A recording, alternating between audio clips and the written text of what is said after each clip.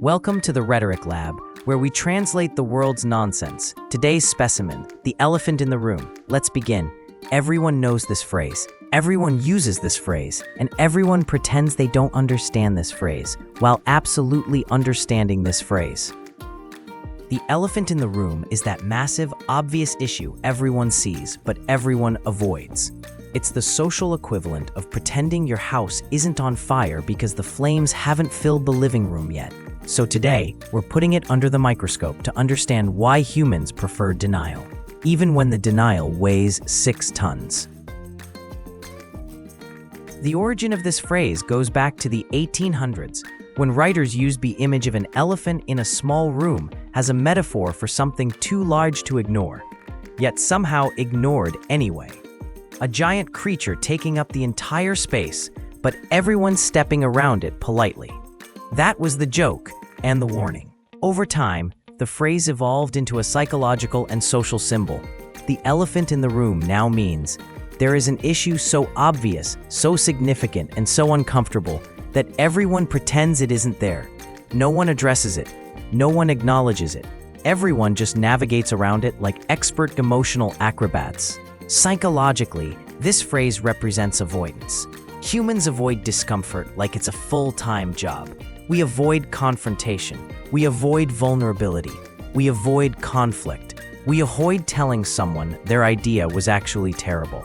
The elephant is anything that threatens harmony, stability, or someone's feelings, including our own. Calling something the elephant in the room is really saying we're all aware of the problem, but if we pretend not to see it, maybe it won't step on us.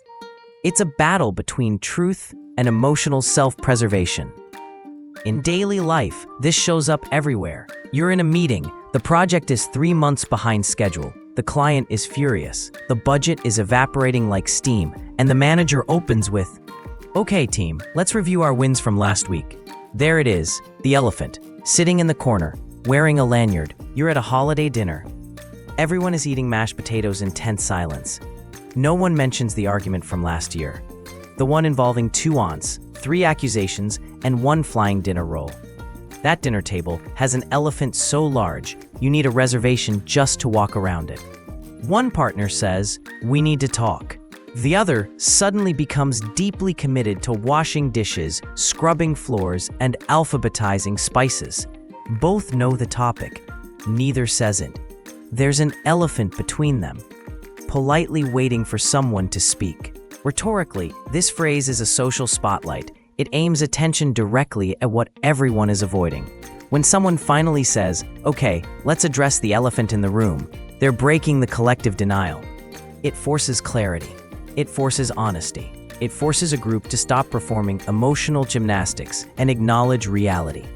But there's a risk. Once the elephant is acknowledged, you have to deal with it.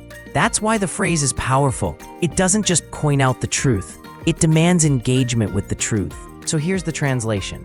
The elephant in the room means we all know what the real issue is, and we've been avoiding it. It also means this is too big to ignore. The silence is louder than the problem. We can't move forward until we stop pretending. It's not about the elephant. It's about honesty. Humans are experts at pretending everything is fine. But language exposes what we try to hide. The elephant in the room is a reminder that avoiding discomfort doesn't remove it. It just lets it grow. And usually, once the truth is spoken, the situation becomes far less frightening than the silence surrounding it. So the next time you sense an elephant in the room, remember, the sooner you acknowledge it, the sooner it stops blocking the exits. This has been the Rhetoric Lab. Keep your mind sharp and your ears even sharper.